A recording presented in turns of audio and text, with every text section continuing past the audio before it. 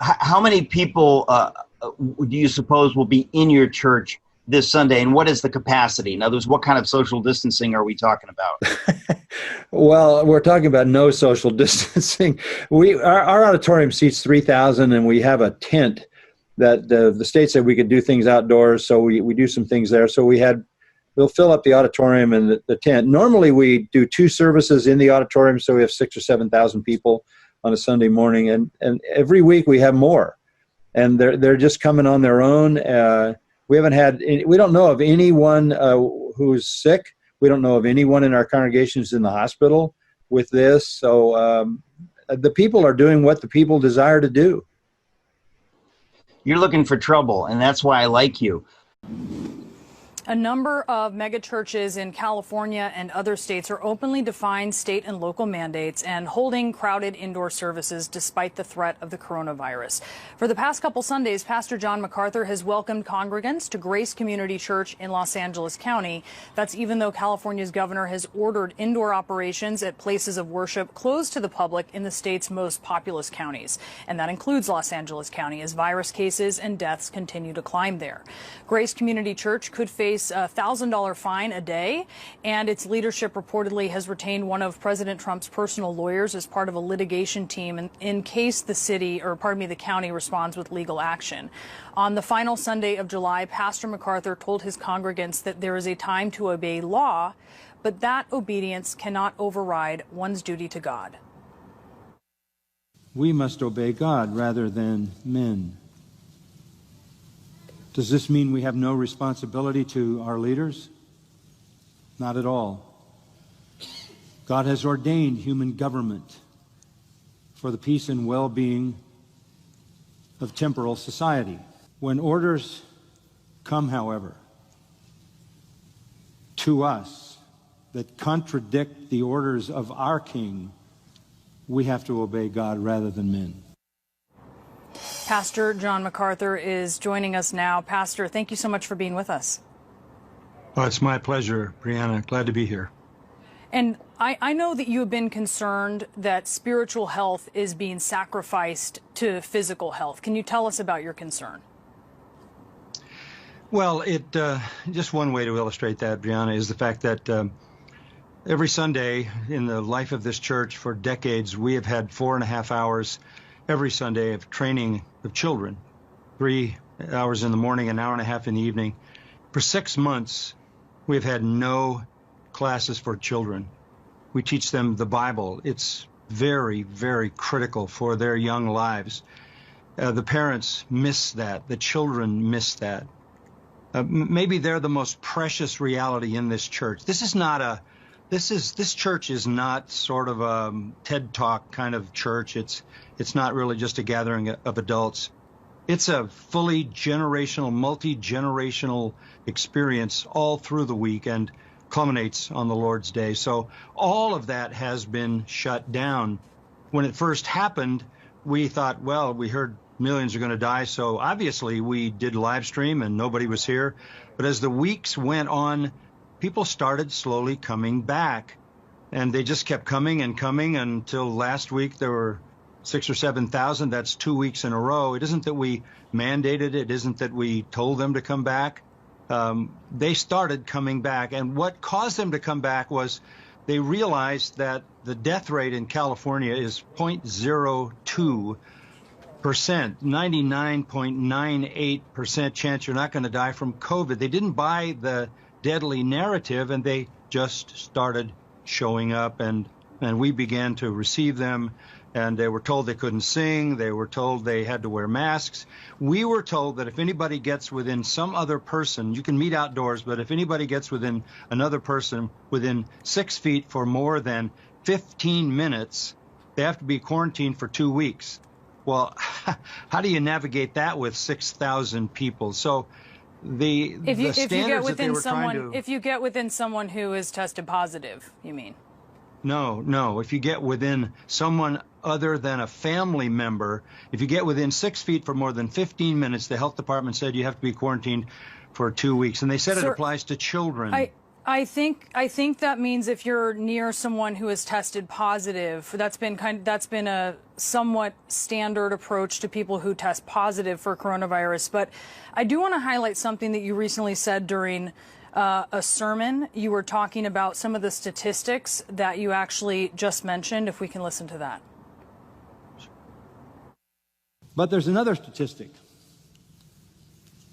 Half of those people who died are over 80.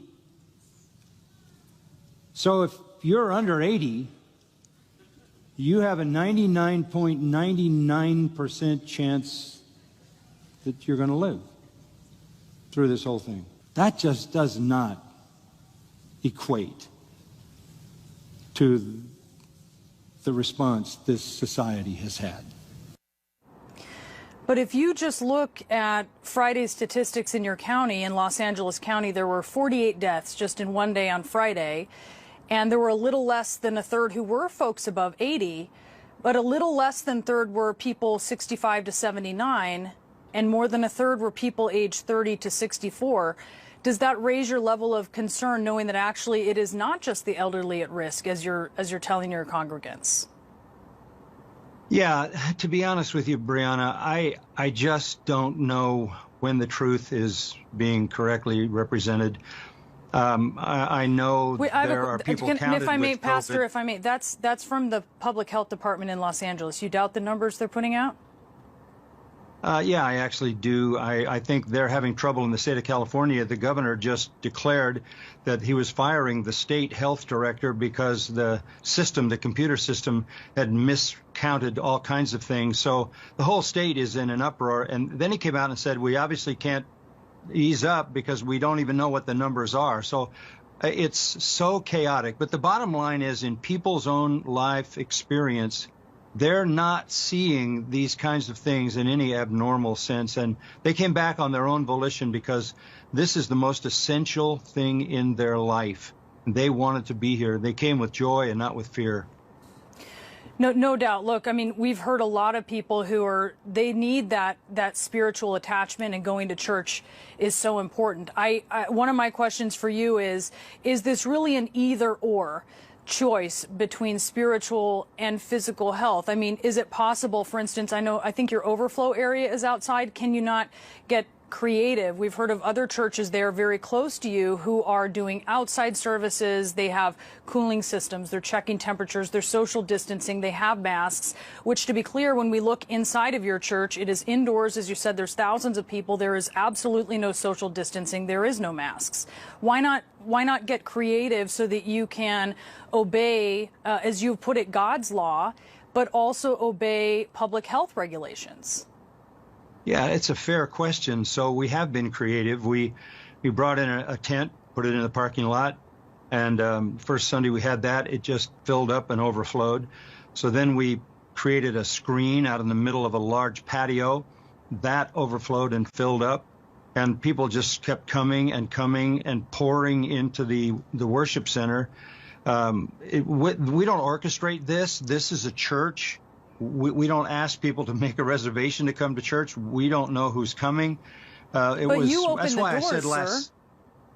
Well, yeah, because we aren't going to have the people standing outside in a mob, all pushed up against each other. We open the doors because that's what we are. We're a church, and we're going to trust those people to make adult decisions about the reality of their physical and spiritual health and how that balance works for each one of them. Nobody's forcing anything. They're here because they want to be here. And I hear you on that, but they look to you, they trust you, you are their pastor, you are a religious leader for so many thousands of people. Do you worry that if people are coming into your church and they are not practicing what are considered just safe precautions, mask wearing, social distancing, that some of them could die or get sick? Well, in the first place, I can't express to them a worry. There's enough fear going on in this world and in this climate. There is some reason for normal avoidance of illness. That would be true in any time, in any year. But I'm not going to add to the fear, because I'm not convinced that what is being propagated is actually reality. Neither are they. That's why they're here. And I don't know of anybody in our church, and that's a large church, who's sick at this time. I don't know of anybody. We haven't had anybody in our church in the hospital with this through all these months. So of course we care about that. I know people in the hospital. I can't even go to the hospital to minister them when they're dying, and I have to talk with people who are on their deathbed in a phone call because I can't get into the hospital to minister to them. So our people know life is being restricted in a way that is not constitutional, that is burdensome, that is targeting a church, and that makes no sense in light of the actual numbers of deaths that they're seeing. I would just implore you, sir, that some people can be asymptomatic, and also to look at those numbers. I mean, the understanding is that they're underreported. I think that is something that you can take to the bank as you make decisions for that affect thousands of people.